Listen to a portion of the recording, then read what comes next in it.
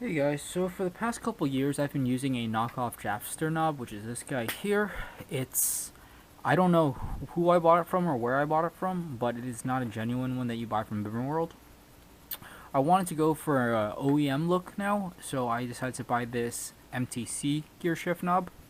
The part number is 1097 and it costs about 15 bucks on Amazon or other web stores, so it's really an affordable knob.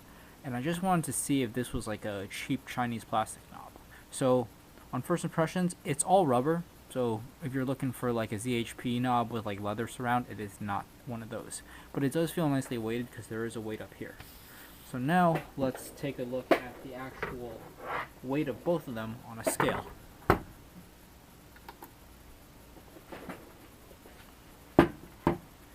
So let's go with the Jaffster first. It is 8.8 ounces, which works out to be 248 grams. Now we go with the MTC knob. It is 174 grams, which ends up being 6.2 ounces. So definitely doesn't weigh as much, but it still is weighted and it's not just made of nothing but plastic. So that's a nice thing to know about this. Now, I wanted to see the height difference between this, so I'm going to throw my Sharpie in there just to measure the depth. And the depth where it goes down on the shift knob is about the same, so I can measure them just height by itself, and I should get a good idea how much shorter the new knob is.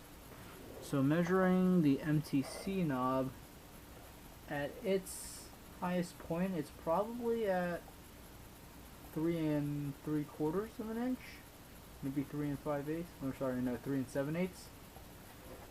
And then comparing that to the Jaffster knob, that is at 6.5 inches. So I'm losing about, let's just say, 1 3/4 inches in height. So it probably will feel significantly stiffer whenever I shift, because I have a B&M short shifter on my E36.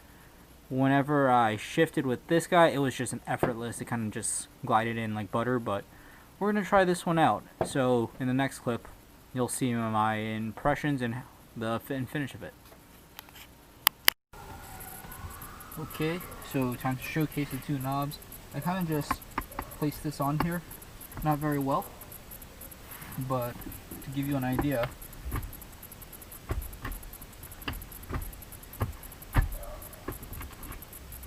and now reverse.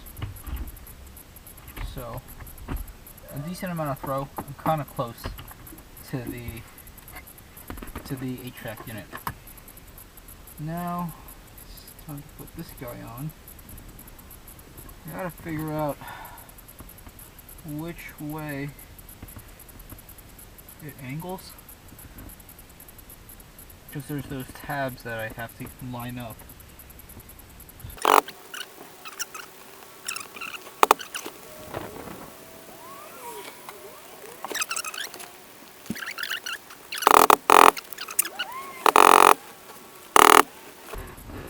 Okay, so it seems like that is what it takes to get it on. Well, I'm not going to try and pull it off because it's probably going to mess it up. I'll most likely keep this guy in the car just in case this thing comes off and I can't get it back on securely, because this one has at least the set screws. So when I'm at the track and this thing flies off, I'm not shift knobless. I can actually put something back on. But yeah, I mean, I've knocked it on as best as I can. Even with the Jaffster knob on all the way, there was a little bit of a gap, so there's a little bit of a gap still. But if it really bothers me in the future, I'm gonna pull this guy off. As you can tell, I haven't done this stuff in a while, so I don't know how everything goes, but I'll throw a zip tie up here just to keep everything up. But that's kind of a minor thing that I don't really care about right now. Now I'm sure you guys are more interested in what it looks like now, so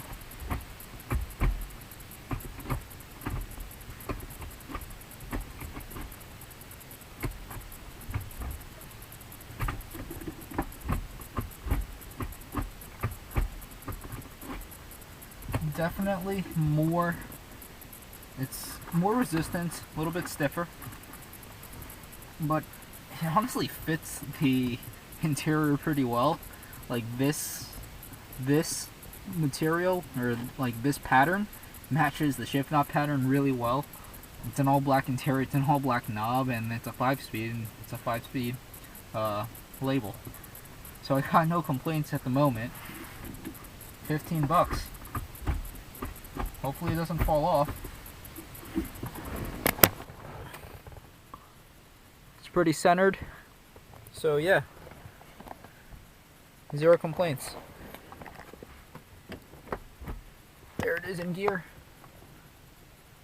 So much shorter. It's a little bit more convenient with my elbow on the armrest. Yeah, I think I'm gonna run it like this for a little bit. Nobody's gonna expect a thing on how well this thing drives when it looks so bone stuck. Alright, thanks for watching.